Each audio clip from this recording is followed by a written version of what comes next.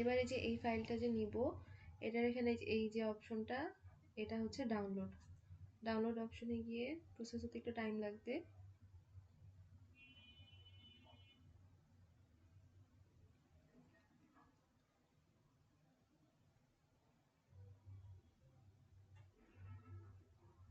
এবারে যে ডাউনলোডের অপশন আসছে, এখানে যতগুলো ফাইল আছে সব হচ্ছে ডাউনলোড অল দিয়েও সেভ করা যায়, না হলে ওই যে দেখালো যে ওইটাতে যেতে হলে এই যে প্রোডাক্ট ডাউনলোড এখানে যেতে হবে। এখান থেকে এই যে বলছিল টিপ ফাইল, ব্যান্ডেড টিপ ফাইলগুলো নিতে, এইটা তাহলে ব্যান্ড ডাউনলোড দিলাম।